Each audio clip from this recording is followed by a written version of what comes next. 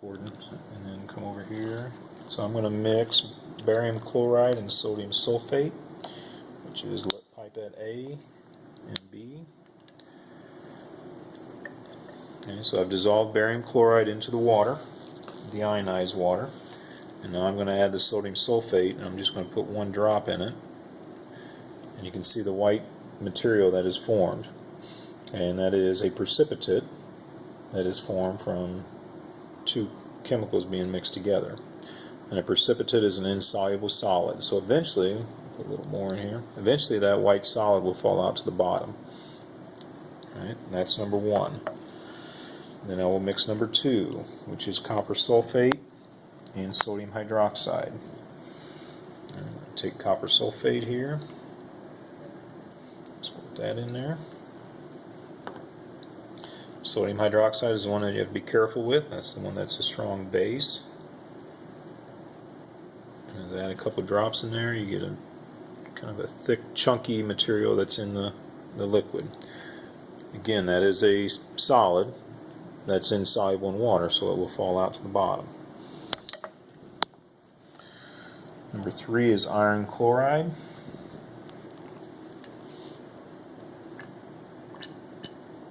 And sodium hydroxide again.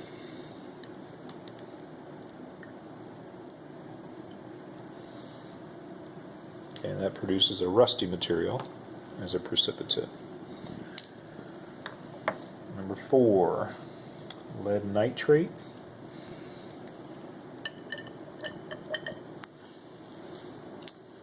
Mixing with potassium iodide. And this is the one that we did yesterday in class. Oop, I'm mistaken. No, we did not do this one in class yesterday. And you see a nice milky material there.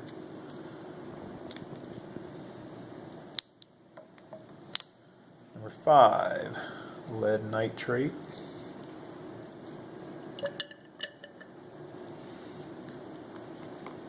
With potassium chromate.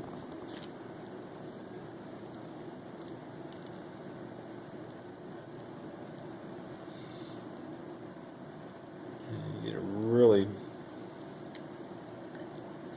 yellow precipitate there. And then the last one, sodium carbonate and barium chloride.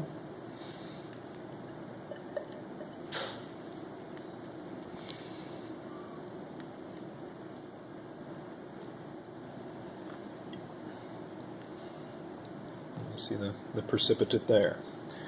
Now at the end of the lab we took all the test tubes and we dumped it into one beaker here, which is a collection of every single chemical that each lab used. And it's perfect evidence of the precipitates, which are the solids that have settled out to the bottom. They almost look like sand at the bottom of the water.